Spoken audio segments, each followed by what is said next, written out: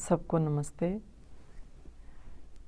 ज्ञान और कर्म के विषय में चर्चा चल रही है कि ज्ञान, कर्म और कर्ता, इनको भी गीता के माध्यम से योगेश्वर श्री कृष्ण ने 3 भागों में बांटा गया है और 3 भागों में इसी रूप में बांटा गया है कि उनका जो स्वरूप है वो किस प्रकार से अलग अलग तरीके से समाज में काम करता है। कोई सात्विकता से युक्त है, कोई राजसिकता से युक्त है, कोई तामसिकता से युक्त व्यवहार करता है। तो सर्वप्रथम हम ज्ञान के बारे में चर्चा करेंगे कि ज्ञान भी 3 प्रकार का बताया गया है, वह भी त्रिगुणात्मक होता है। तो त्रिगुणात्मक ज्ञान जो है वो किस प्रकार से व्यक्ति के अंदर काम करता है, व्यक्ति का नज़रिया किसी भी वस्तु व्यक्ति को लेकर के, इस पूरी सत्ता को लेकर के, संसार को लेकर के कैसा है, कौन सा नज़रिया, कौन सा ज्ञान उसका सात्विकता की कोटि में आता है, कौन सा राजसिकता और कौन सा तामसिकता से युक्त होता है। आज हम इसी बारे में चर्चा करेंगे। तो सर्वप्रथम हम सात्विक ज्ञान के बारे में चर्चा करेंगे कि सर्वभूतेषु येनैकं भावम अव्यमीक्षते अविभक्तम विभक्तेषु तज्ज्ञानम विधि सात्विकम। कहा कि जिस ज्ञान के द्वारा अलग अलग सब भूतों में, यानी कि जड़ चेतन में एक ही अविनाशी सत्ता को देखता है, जिस ज्ञान के द्वारा एक अविभक्त को देखता है, उस ज्ञान को तू सात्विक ज्ञान समझ। कि अब कैसा ज्ञान सात्विक ज्ञान कहा गया है।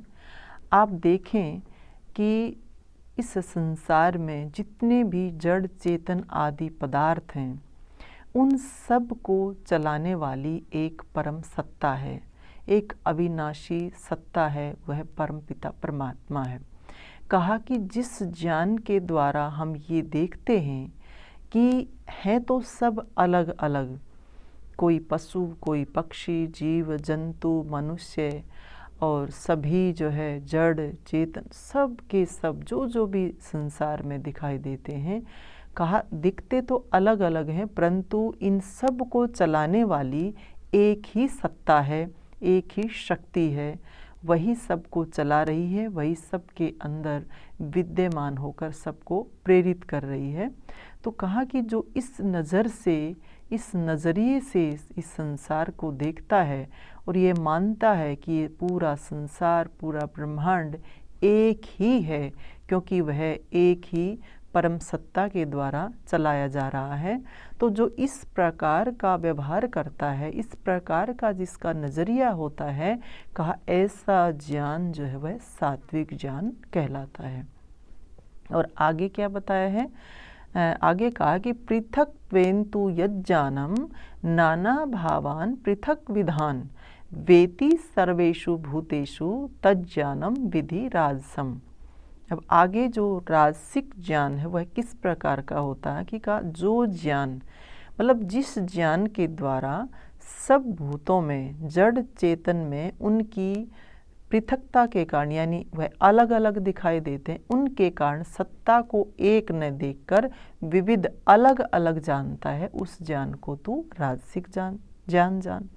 कि सात्विक ज्ञान में तो ऐसा था कि लोग और जितने भी प्राणी, समस्त जड़ चेतन आदि सब अलग अलग हैं, परंतु एक ही सत्ता को वह सबके अंदर देख रहा है। परंतु राजसिक ज्ञान के द्वारा वह जो देख रहा है वह कि सब अलग अलग हैं और सत्ता भी सबके अंदर अलग अलग वह देख रहा है, यानी सबकी सत्ता अलग अलग है, अलग ही वह देख रहा है, अपने से वह अलग सबको मान रहा है। तो कहा ये जो ऐसी सोच है, ऐसा जो ज्ञान है, वह राजसिक ज्ञान कहलाता है। आगे तामसिक ज्ञान बताया कि यत्तु कृत सन वदेक्ष्मिन् कार्ये सक्तम अहेतुकम एतत्वार्थवदल्पम च तताम समुदाहृतम। कहा कि परंतु जो ज्ञान युक्ति से रहित है, अज्ञात कारण वाला है, यानी किसी के बारे में कोई बात करता है, कोई कुछ कहता है, तो कहा जो भी वह कहता है, जो भी उसके पास ज्ञान है, जो जानकारी है, वह युक्ति से रहित है। यानी अगर उसको ये कहें इसमें हेतु क्या है, आप इसमें कोई प्रमाण दीजिए कि आप इस बात को कह रहे हैं तो किस आधार पर कह रहे हैं।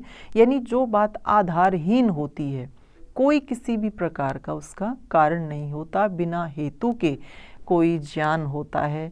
और अतत्वार्थ है, यानी तत्व को का पता नहीं लगता कि इसमें सत्यता क्या है, वह भी उसको पता नहीं होता, बिल्कुल मिथ्या विषय वाला है, संकीर्ण है, बहुत ही ज़्यादा सीमित है, अल्प है, छोटा है और संपूर्ण की दृष्टि से नहीं देखता, ऐसा ज्ञान तामस ज्ञान कहलाता है।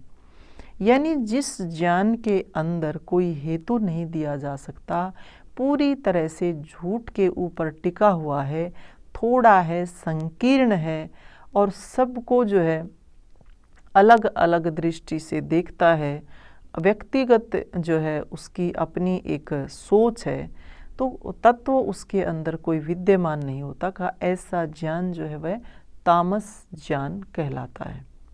अब उदाहरण के रूप में आप इस बात को ऐसे ले सकते हैं कि जो व्यक्ति यह मान करके चलता है कि मेरी पत्नी, मेरे बच्चे, मेरा घर, मेरा पद, मेरा मेरा मेरा मेरा यानी मेरा जो भी कुछ है वह ही मेरा संसार है, इसके अतिरिक्त कुछ भी नहीं है। यानी वह बिल्कुल अज्ञान से भर कर के यह मान करके चलता है कि यह सब जो भी है, मेरे परिवार के अंदर जो जो भी लोग हैं वह सब मेरे हैं, मेरी प्रॉपर्टी, मेरा धन, यानी मैं तक जो सीमित होता है, ऐसा समझ करके जो वर्तता है, ऐसा जो ज्ञान होता है वह पूरी तरह से तामसिक होता है। अब थोड़ा सा परिवार से हट करके वह समाज, वह देश को ये मानता है कि यह जो है परिवार मेरा, ये समाज मेरा, यह राज्य मेरा, यह देश मेरा। थोड़ी सी सोच को जब विस्तृत कर लेता है तो वह राजसिक ज्ञान कहलाता है। परंतु जो समस्त संसार को एक नज़र से देखता है, अलग अलग होते हुए भी एक उस परम सत्ता को जान रहा है और सबको एक मान करके चलता है, कहा ऐसा जो ज्ञान होता है वह सात्विक ज्ञान कहलाता है। और आप सबको पता है कि सात्विक ज्ञान ही हमारे लिए सबसे महत्वपूर्ण है।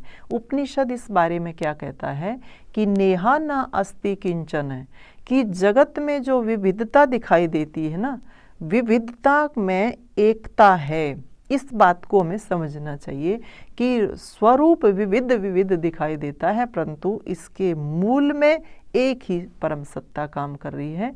और मृत्यु से मृत्युम आपनोति यह इह नानेव पश्यति, और जो इसको अलग अलग देखता है, कहा वह है मृत्यु के चक्कर में पड़ना है, वह मृत्यु के चक्कर में फंस जाता है।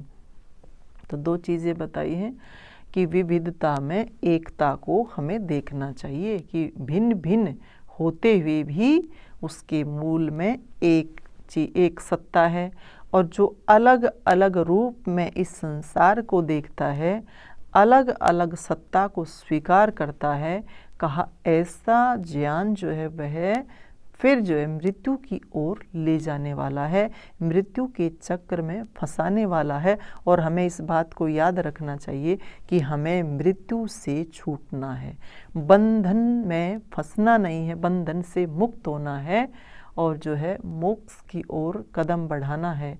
तो हमें कैसा ज्ञान चाहिए, कौन सा ज्ञान हमें बांधेगा और कौन सा ज्ञान हमें मुक्त करेगा, अब आप अपनी उस विवेक बुद्धि के अनुसार जान लें कि कैसा ज्ञान हमारे लिए उत्तम ज्ञान है। उसी ज्ञान को हमें बढ़ाना चाहिए, उसी के लिए प्रयास और प्रयत्न करना चाहिए। इन्हीं शुभकामनाओं के साथ आप सबका धन्यवाद। सबको नमस्ते।